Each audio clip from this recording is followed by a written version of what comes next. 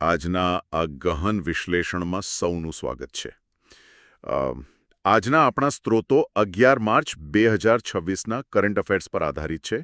ખાસ કરીને માનસ એકેડેમીના રિસર્ચમાંથી આપણે આ માહિતી તારવી છે.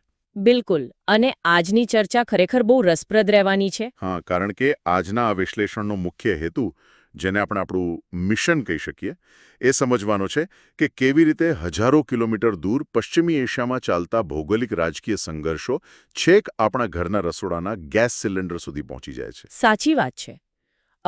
આજના સ્ત્રોતો સ્પષ્ટપણે દર્શાવે છે કે આધુનિક વિશ્વમાં અર્થતંત્ર અને સપ્લાય ચેન એકબીજા સાથે કેટલા ઊંડાણપૂર્વક જોડાયેલા છે. અને સાથે જ આપણે એ પણ જોવાના છીએ કે જ્યારે વૈશ્વિક સ્તરે આટલી અસ્થિરતા છે, ત્યારે દેશની અંદર પાણી અને ટ્રાન્સપોર્ટેશન જેવા ઇન્ફ્રાસ્ટ્રક્ચરમાં કેવા મોટા ફેરફારો થઈ રહ્યા છે. હા, એટલે એક તરફ આપણે વૈશ્વિક કટોકટીની વાત કરીશું અને બીજી તરફ દેશની અંદર ચાલી રહેલા લાંબા ગાળાના પ્રોજેક્ટ્સની અસરોને પણ સમજીશું.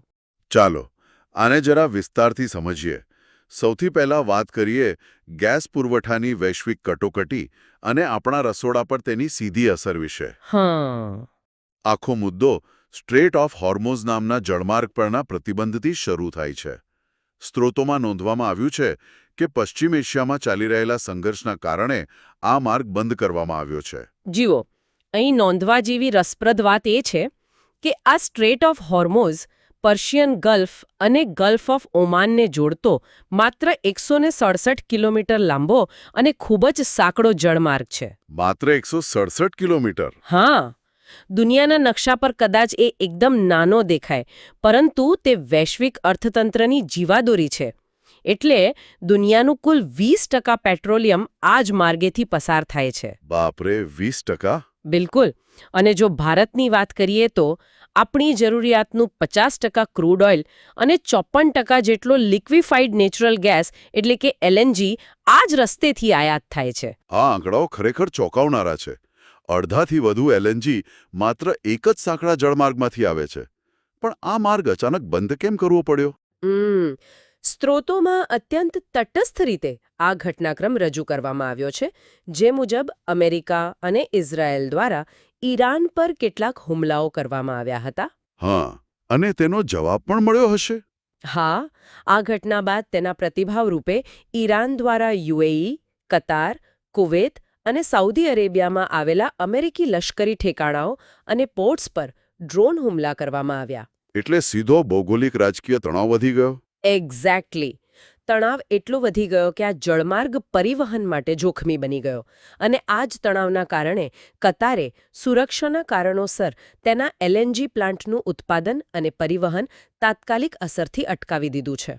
એક મિનિટ. કતાર દ્વારા ઉત્પાદન રોકવામાં આવવું એ ભારત માટે ચિંતાનો વિષય કેમ છે? શું આપણે કતાર પાસેથી બહુ મોટા પાયે આયાત કરીએ છીએ? બહુ જ મોટા પાયે. ભારત તેની જરૂરિયાતનો 40% એલએનજી માત્ર કતારથી જ આયાત કરે છે. 40%? હા, આંકડામાં કહીએ તો દર વર્ષે લગભગ 2.7 કરોડ ટન એલએનજી કતારથી ભારત આવે છે. એટલે જ્યારે તમારો 40% પુરવઠો પૂરો પાડતો દેશ રાતોરાત ઉત્પાદન રોકી દે અને મુખ્ય માર્ગ પણ બંધ હોય, ત્યારે દેશની અંદર ઊર્જાની ગંભીર કટોકટી સર્જાવી સ્વાભાવિક છે. હવે મને સમજાયું કે હું જે સ્ત્રોતો વાંચતો હતો તેમાં પરિસ્થિતિ આટલી ગંભીર કેમ બતાવવામાં આવી હતી. અને આ જ કારણસર ભારત સરકારે કેટલાક તાત્કાલિક પગલાં લીધા છે. બિલકુલ લીધા છે. હા, સ્ત્રોતોમાં એવું વાંચવા મળ્યું કે સરકારે આ કટોકટીને પહોંચી વળવા 1955ના આવશ્યક વસ્તુ અધિનિયમ એટલે કે એસેન્શિયલ કોમોડિટીઝ એક્ટનો ઉપયોગ કર્યો છે. અને 9 માર્ચ 2026ના રોજ નવો નેચરલ ગેસ ઓર્ડર બહાર પાડ્યો છે. પણ મારો પ્રશ્ન એ છે કે આટલી આધુનિક કટોકટી માટે છેક 70 વર્ષ જૂના કાયદાનો સહારો કેમ લેવો પડ્યો? આ બહુ સારો પ્રશ્ન છે. જુઓ, 1955ના આ કાયદાનો મૂળ ઉદ્દેશ્ય જ એ છે કે જ્યારે પણ દેશમાં અછતની સ્થિતિ ઊભી થાય ત્યારે આવશ્યક વસ્તુઓનો પુરવઠો જળવાઈ રહે. એટલે કોઈ કાળાબજારી ન કરી શકે? હા, બજારમાં કોઈ કૃત્રિમ અછત ઊભી ન કરી શકે. સરકારને આ કાયદા હેઠળ ખાનગી અને સરકારી બંને ક્ષેત્રોના ઉત્પાદન, સપ્લાય અને કિંમતો પર સીધું નિયંત્રણ મેળવવાની સત્તા મળે છે. સમજાયું. નવા ઓર્ડર મુજબ અત્યારે દેશમાં જે પણ મર્યાદિત ગેસ ઉપલબ્ધ છે તેને કેવી રીતે અને કોને સૌથી પહેલા આપવો તે નક્કી કરવા માટે સરકારે 4 પ્રાથમિકતા ક્ષેત્રો એટલે કે પ્રાયોરિટી સેક્ટર નક્કી કર્યા છે. તો આ 4 પ્રાથમિકતા ક્ષેત્રો કયા કયા છે? પ્રાયોરિટી 1માં ઘરગથ્થુ પીએનજી, વાહનો માટે વપરાતો સીએનજી અને રસોડાના એલપીજીનું ઉત્પાદન આવે છે. આ ક્ષેત્રને 100% પુરવઠો પૂરો પાડવામાં આવશે. એટલે આમ આદમીને સૌથી પહેલા રાહત. સાચું. પછી પ્રાયોરિટી 2માં ખાતર એટલે કે ફર્ટિલાઇઝર ઉદ્યોગને રાખવામાં આવ્યો છે, જેને 70%થી વધુ ગેસ અપાશે. અને પ્રાયોરિટી 3 અને 4? પ્રાયોરિટી 3માં ચા અને અન્ય ઉત્પાદન ઉદ્યોગો છે, જ્યાં 80% સુધી પુરવઠો મળશે. અને છેલ્લે પ્રાયોરિટી 4માં પેટ્રોકેમિકલ્સ અને પાવર પ્લાન્ટ્સ આવે છે. હા, જેમને સૌથી ઓછો પુરવઠો મળશે. હા, અને જરૂર પડે સૌથી મોટો કાપ પણ ત્યાં જ મૂકવામાં આવશે. પણ એક વાત વિચારવા જેવી છે. જો આપણે રિફાઇનરીઓ અને પાવર પ્લાન્ટ્સના ગેસમાં મોટો કાપ મૂકીશું તો શું દેશમાં વીજળીની કટોકટી નહીં સર્જાય? આ દલીલ તાર્કિક છે. હા, શું આપણે એક સમસ્યા હલ કરવા જતાં બીજી ઊભી નથી કરી રહ્યા? સાચું કહું તો કટોકટી વ્યવસ્થાપનમાં હંમેશા ઓછામાં ઓછું નુકસાન ક્યાં થશે તે જોવું પડે છે. રસોડાનો ગેસ અને વાહનોનું ઈંધણ એ પાયાની જરૂરિયાત છે. જો ઘરમાં ચૂલો જ ન સળગે તો સીધો હાહાકાર મચી જાય. બિલકુલ. અને બીજી તરફ ખાતર ઉદ્યોગ કૃષિ ક્ષેત્ર માટે અત્યંત મહત્વનો છે. જો ખાતર ન બને તો અનાજ ઉત્પાદન પર અસર પડે અને ફૂડ સિક્યોરિટી જોખમાય. એટલે પાવર પ્લાન્ટ્સને કાપ સહન કરવો પડશે. હા, કારણ કે પાવર પ્લાન્ટ્સ પાસે ગેસ સિવાય કોલસો કે અન્ય વૈકલ્પિક ઈંધણના વિકલ્પો હોય છે, જ્યારે સામાન્ય ઘરમાં રાંધવા માટે સીધો કોઈ મોટો વિકલ્પ હોતો નથી. અહીં વાત ખરેખર ખૂબ રસપ્રદ બને છે, કારણ કે આ વૈશ્વિક નીતિઓની સીધી અસર સામાન્ય જીવન પર પડતી જોવા મળી રહી છે. હા, મેં રિપોર્ટમાં વાંચ્યું કે રિફાઇનરીઓ માટેના ગેસ પુરવઠામાં 35%નો કાપ મૂકવામાં આવ્યો છે. એટલું જ નહીં, ઘરગથ્થુ ગ્રાહકોને તકલીફ ન પડે તે માટે હોટેલ અને રેસ્ટોરન્ટમાં વપરાતા કોમર્શિયલ ગેસના સિલિન્ડર પર પણ કાપ મુકાયો છે. અને સૌથી મોટો ફેરફાર તો સંગ્રહખોરી રોકવા માટે થયો છે. હા, પેલો બુકિંગવાળો નિયમ, ગેસ સિલિન્ડરના રિફિલ બુકિંગનો સમયગાળો 21 દિવસથી વધારીને 25 દિવસ કરી દેવાયો છે. સાચું. જુઓ, જ્યારે પણ આવી અછતના સમાચાર આવે છે ત્યારે લોકોમાં પેનિક બાઇંગ એટલે કે ગભરાટમાં ખરીદી કરવાની પ્રવૃત્તિ વધે છે. હા, જરૂર ન હોય તો પણ લોકો સિલિન્ડર બુક કરાવવા લાગે. એટલે જ આ 21 થી 25 દિવસનો નિયમ એ સુનિશ્ચિત કરે છે કે કોઈ વધારાનો સંગ્રહ ન કરી શકે. જેને ખરેખર જરૂર છે તેને જ ગેસ મળે. અને આ બધાની વચ્ચે 7 માર્ચ 2026ના રોજ ઘરેલું ગેસ સિલિન્ડરના ભાવમાં 60 રૂપિયાનો વધારો પણ નોંધાયો છે. ભાવ વધારો તો થવાનો જ હતો. આ અગાઉ 8 એપ્રિલ 2025ના રોજ 50 રૂપિયાનો વધારો થયો હતો. એટલે સામાન્ય માણસ માટે હજારો કિલોમીટર દૂર થયેલા ડ્રોન હુમલાનો સીધો અર્થ એ છે કે થોડા જ અઠવાડિયામાં તેમના ખિસ્સામાંથી સિલિન્ડર દીઠ 60 રૂપિયા વધુ જશે. આ જ દર્શાવે છે કે આંતરરાષ્ટ્રીય જળમાર્ગો પરના નિયંત્રણો કેવી રીતે સેકન્ડોમાં વૈશ્વિક બજારોને હચમચાવી શકે છે. બિલકુલ. પોતાનું આંતરિક માળખું મજબૂત કરવું અત્યંત આવશ્યક છે. સાચી વાત છે. જો આપણે આ ગ્લોબલ કટોકટીમાંથી બહાર આવીને દેશના આંતરિક માળખાકીય વિકાસ તરફ નજર કરીએ તો એક સાવ અલગ અને હકારાત્મક ચિત્ર જોવા મળે છે. ખાસ કરીને પેલું જલ જીવન મિશન. હા, જલ જીવન મિશનના સંદર્ભમાં જે નિર્ણયો લેવાયા છે તે. ચાલો, આ વિષયાંતર ઘણું સચોટ છે. કટોકટીમાંથી બહાર આવીને હવે દેશના આંતરિક ઇન્ફ્રાસ્ટ્રક્ચર વિશે વાત કરીએ. 10 માર્ચ 2026ના રોજ કેબિનેટે જલ જીવન મિશનને ડિસેમ્બર 2028 સુધી લંબાવવાની મંજૂરી આપી છે. અને આ મિશનના બજેટના આંકડા વાંચીને તો કોઈ પણ દંગ રહી જાય. કુલ ખર્ચ 8.69 લાખ કરોડ રૂપિયા કરવામાં આવ્યો છે. બહુ જ મોટો આંકડો છે. હા, આ આંકડો એટલો મોટો છે કે તેને સમજવો પણ મુશ્કેલ છે. 8.69 લાખ કરોડ રૂપિયાના આંકડાને જો સાદી ભાષામાં સમજવો હોય તો એમ કહી શકાય કે આ રકમ વિશ્વના ઘણા નાના દેશોના કુલ જીડીપી એટલે કે રાષ્ટ્રીય આવક કરતાં પણ વધારે છે. ખરેખર? માત્ર દરેક ઘરમાં નળથી પાણી પહોંચાડવા માટે આટલી મોટી રકમ ફાળવવામાં આવી છે.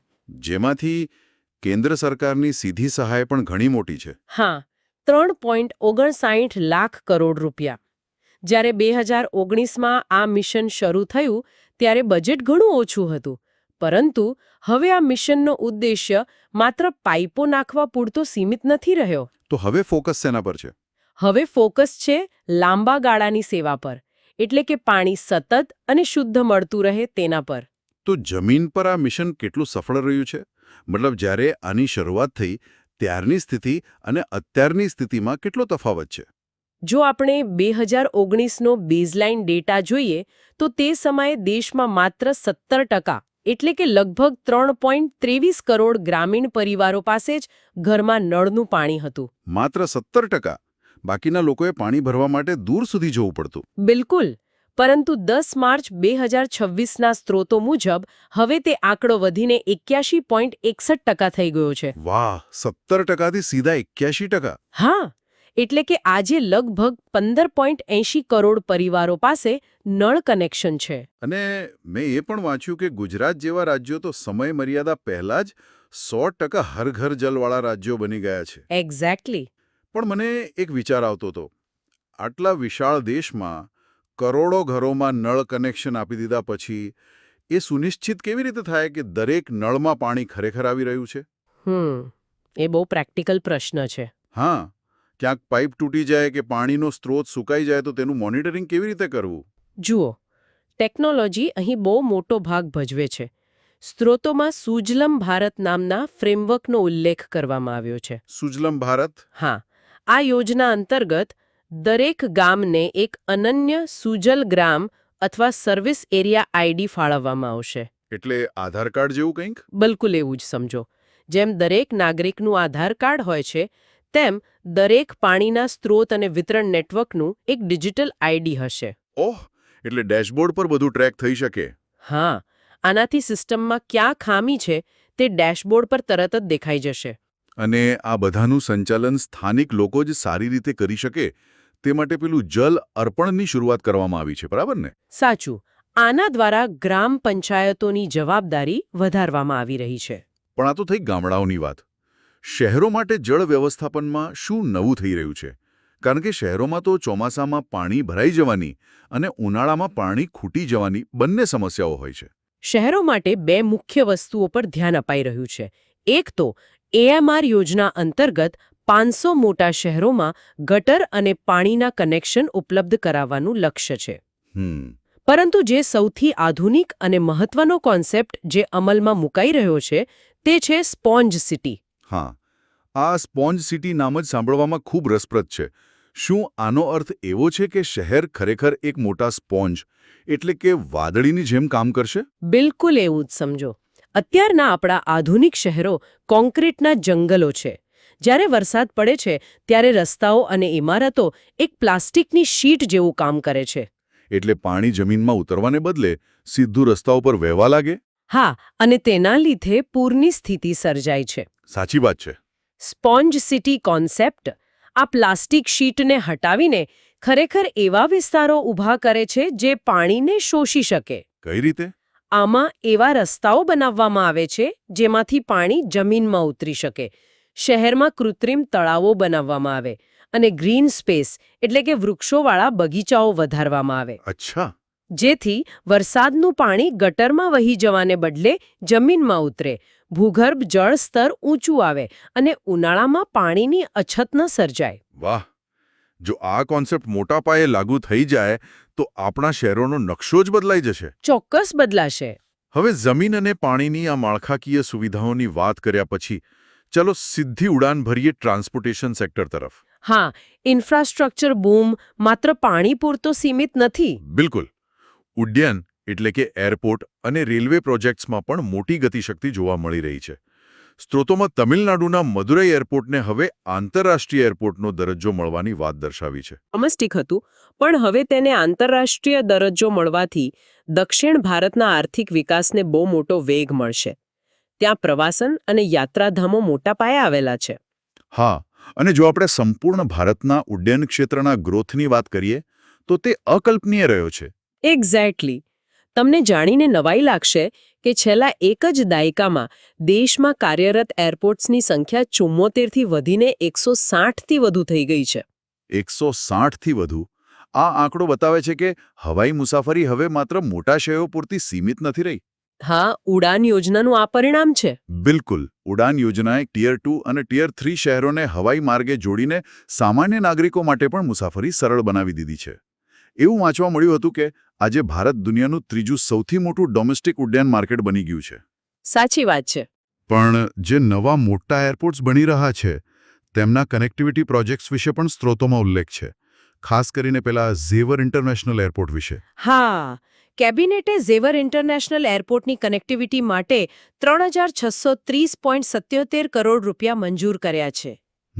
આ માત્ર એક રસ્તો બનાવવાનો પ્રોજેક્ટ નથી. આ એક અત્યંત મહત્વપૂર્ણ ઇન્ફ્રાસ્ટ્રક્ચર લિંક છે, કારણ કે તે સાઉથ દિલ્હી, ફરીદાબાદ અને ગુરુગ્રામને સીધા નવા એરપોર્ટ સાથે જોડશે. એટલે પૂરા એનસીઆર રિજનને કવર કરી લેશે. હા, અને આ પ્રોજેક્ટની ખાસિયત એ છે કે તે eastern peripheral expressway, Yamuna expressway અને ડેડિકેટેડ ફ્રેટ કોરિડોરને એકબીજા સાથે ક્રોસ કરશે.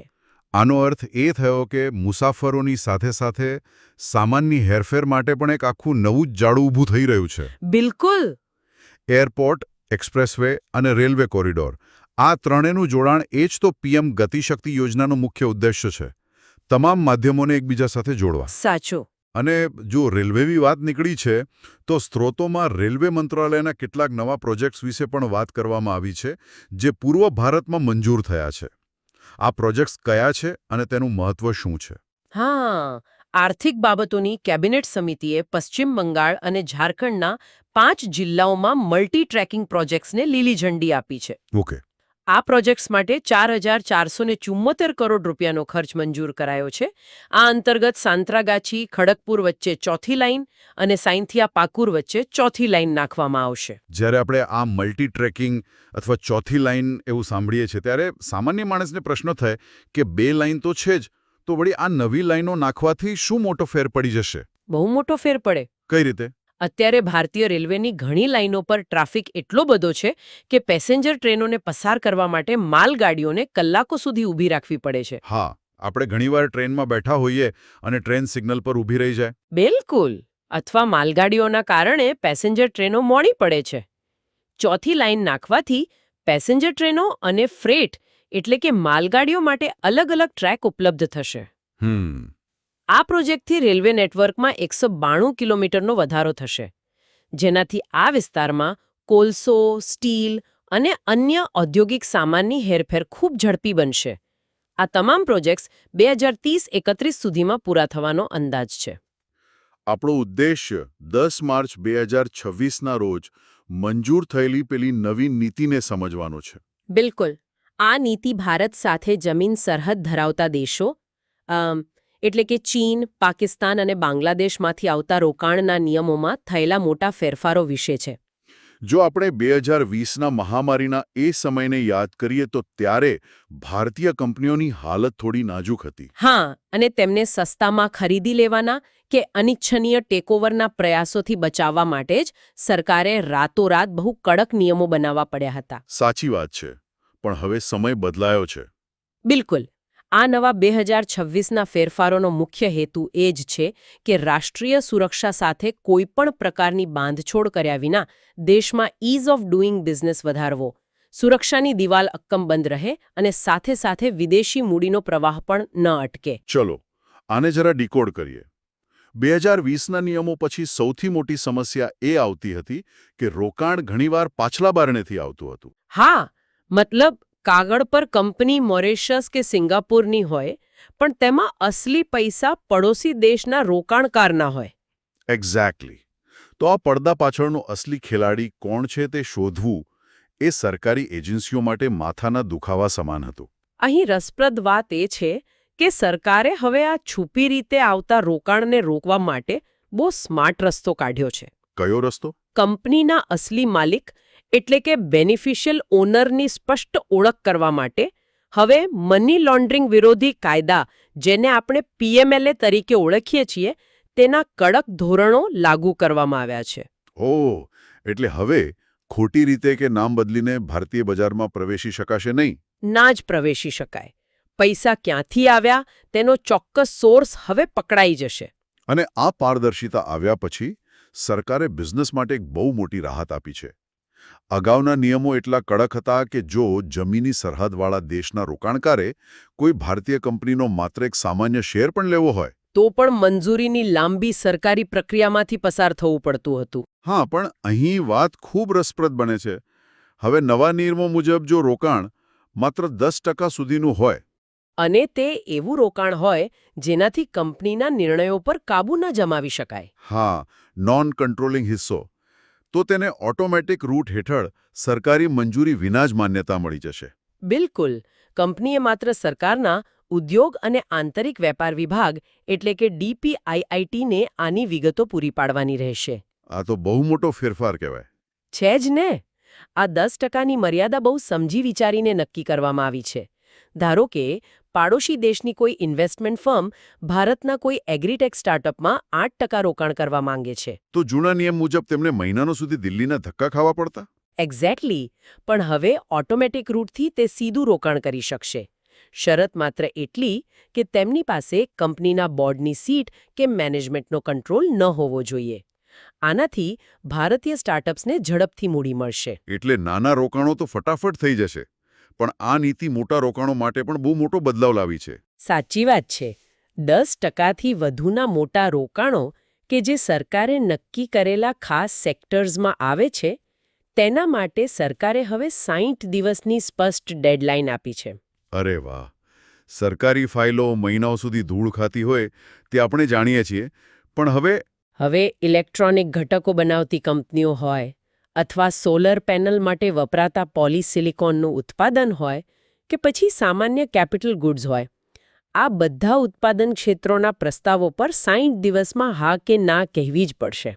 આનાથી દેશના ઉત્પાદન ક્ષેત્રને બહુ મોટી ગતિ મળશે. જો આપણે આને મોટા ચિત્ર સાથે જોડીએ તો આ 60 દિવસની મર્યાદા ખરેખર દેશના મેન્યુફેક્ચરિંગને વેગ આપવા માટે છે. આપણે સપ્લાય ચેઇન માટે વિદેશી રોકાણ ઈચ્છીએ છીએ, પણ વિલંબ પોસાય તેમ નથી. ચોક્કસ. વધુમાં કેબિનેટ સચિવ હેઠળની એક ખાસ સમિતિ બનાવવામાં આવી છે, જે સમય અને જરૂરિયાત મુજબ આ 60 દિવસવાળા સેક્ટર્સના લિસ્ટમાં ફેરફાર પણ કરી શકશે. એટલે કે સિસ્ટમમાં એક લવચિકતા પણ રાખવામાં આવી છે.